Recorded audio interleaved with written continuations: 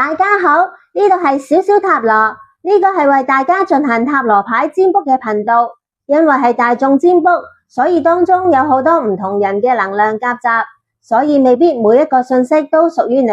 你只需要聆聽一啲令你覺得有共鳴又合適嘅信息就可以。希望呢個占卜能夠俾到你正面嘅指引。你要記住，未來絕對可以改變，對於未來一定要充滿期望啊！小小塔羅今次為大家占卜嘅題目係你同佢嘅關係將會點樣發展。無論你哋嘅關係係戀人、親人、朋友，抑或係同事，任何關係都可以。只要你當下靜心喺心入面諗住對方，用直覺喺畫面上面嘅奇異果雪條、香橙雪條，又或者係士多啤梨雪條入面揀其中一款，咁你所聽嘅就係關於你同佢嘅信息啦。Hello， 1號奇異果雪條朋友，你哋嘅關係似乎出現咗疲態，而家經歷緊一個較大嘅變動期。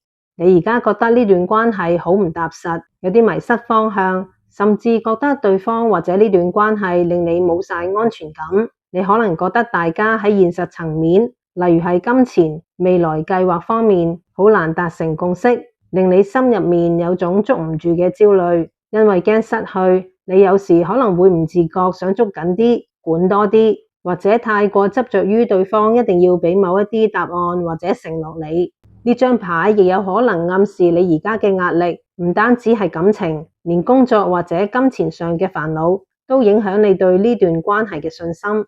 對方而家似乎唔想再沉溺喺過去，或者對你嘅態度有所改變。如果你哋之前有過美好嘅回憶，佢而家反而想抽離，唔想再停留，或者佢覺得大家已經變咗，唔再係以前嗰種單純甜蜜嘅感覺。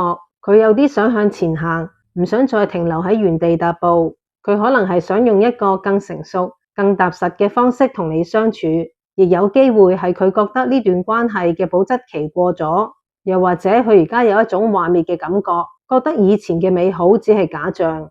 你哋而家好似玩緊平衡木，喺度試探緊、調整緊。關係處於一個搖擺不定嘅狀態，兩個人好似喺度計算緊、權衡緊利弊，互動仲有，但係好表面，大家都要好用力先至可以維持到和諧。其實個心都幾攰，亦有可能你哋其中一方或者雙方，除咗呢段關係，生活入面仲有其他好重要嘅嘢要煩，例如係工作、屋企，又或者有其他潛在嘅對象，所以唔可以100%投入呢段關係。甚至有一種唔想太認真，睇下點先嘅心態。短期之內，如果雙方再唔坦誠溝通，你哋大家又或者其中一方會因為太攰而選擇放手，唔再死撐呢種虛假嘅和諧，關係會逐漸趨向冷淡，又或者由得佢自然流失。呢張牌雖然睇落好消極，但其實係一個黃牌警告。佢話俾你聽，如果你哋仲喺度玩平衡木，好快就會有人跌落嚟唔玩。奇異果雪條朋友，你越想捉緊一啲承諾，越想透過控制得到安全感，對方反而越想逃避，越想走。試下放鬆啲，唔好太過計較付出同收穫，唔好太過想控制個結果。如果覺得攰，就停一停，諗清楚仲適唔適合維持呢段關係。以上就係選擇1號奇異果雪條朋友，你同佢嘅關係將會點樣發展嘅相關信息。歡迎你留言。亦希望你俾個 like、subscribe、share， 多謝晒。Hello， 2號香橙雪條朋友，呢組牌其實幾沉重，感覺你哋之前好似經歷咗一場大風暴，而家就處於一種混亂後嘅崩潰狀態。你經歷咗一段不安同疑神疑鬼嘅時期，而家終於開始清醒啦。你開始睇清楚一啲真相，唔再好似以前咁盲目不安。雖然心入面仲有啲驚，有啲隱隱作痛，但起碼你唔再自欺欺人，重新執返個理智。對方覺得同你相處壓力爆煲，佢覺得真係好攰好攰，負磅太重，甚至去到崩潰嘅邊緣。佢而家嘅狀態係連愛自己嘅力氣都冇，所以先至會選擇放棄或者逃避，因為佢真係行唔落去，佢唔想再孭住咁重嘅嘢行，因為佢真係覺得太辛苦，覺得無能為力。對你哋呢段關係嘅投入同感情都俾壓力磨到所剩無幾，你哋之間嘅基礎好唔穩固。原本應該係穩定開心嘅關係，而家反而有種動盪不安、冇晒安全感嘅感覺。你哋嘅關係可能原本好好，如果係情侶嘅，可能想見家長，甚至想結婚，但係而家呢啲計劃都會受阻，因為你哋之間成日會有一啲小爭執，又或者覺得冇咗以前嗰種開心嘅感覺，冇咗過去嗰種和諧。你哋以前覺得對方係避風港，而家嘅相處就有種客氣，但係就疏遠，又或者放鬆唔到嘅壓力。短期之內，你哋嘅關係可能會進入一個樽頸位，你想做啲嘢改善雙方嘅關係，但係好多嘢都好似唔啱時機咁，令你想行都行唔喐，關係會進入一個低潮期，甚至有種原地踏步或者事與願違嘅無力感。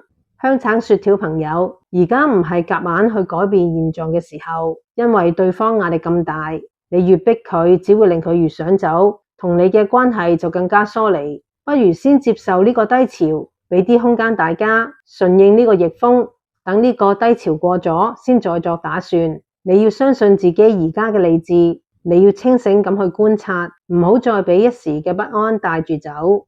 以上就係選擇2號香橙雪條朋友，你同佢嘅關係將會點樣發展嘅相關信息。歡迎你留言，亦希望你俾個 like、subscribe、share， 多謝晒。Hello， 3號士多啤梨雪條朋友，恭喜晒，你哋係3組入面最有機會絕處逢生嘅一組。你好理性，甚至有啲強勢，你清楚自己想要啲乜，想主導同保護呢段關係。你好穩重，好有原則，有時會太過講啱定錯，同埋規矩，唔會輕易退讓。有啲時候你都可能會比較嚴肅，唔夠溫柔。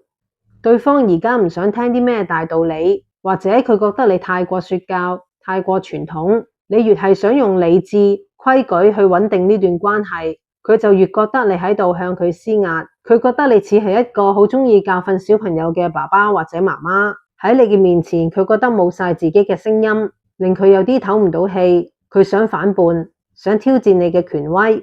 佢甚至認為大家嘅價值觀有衝突。佢想打破一啲框架，唔想再跟規矩行，唔想再被約束。好消息嘅係，最壞嘅時間已經過咗去。雖然之前可能傷得好深，或者經歷過一場大吵大鬧，但係而家已經係谷底反彈。大家可能都發現，再硬碰硬只會兩敗俱傷。所以雖然心入面仲有啲唔舒服，但起碼肯停落嚟，俾段關係一個唞氣嘅機會。雖然個傷口仲未好返晒，但起碼唔會再差落去，喺度慢慢復原緊。短期之內，你哋嘅關係會慢慢好轉。以前可能覺得對方唔理解自己，就算係冷戰緊，或者係互相折磨緊都好，嚟緊你哋會發現，其實大家先至係最重要嘅依靠。雖然目前環境係有啲艱難，但起碼你哋都願意伸出手，一齊去解決嗰啲好現實，又或者係好瑣碎嘅生活問題。你哋嘅關係會慢慢回暖。士多啤梨雪條朋友，收斂下你嗰種家長式嘅口吻，唔好再成日教人。雖然你有能力保護呢段關係，但係對方需要嘅係共鳴，而唔係領導。佢需要一個可以溝通嘅人。既然最差嘅時間已經過咗，就試下多啲同理心，互相溫柔啲對待大家。以上就係選擇3號士多啤梨雪條朋友，你同佢嘅關係將會點樣發展嘅相關信息。歡迎你留言，亦希望你俾個 like、subscribe、share， 多謝晒。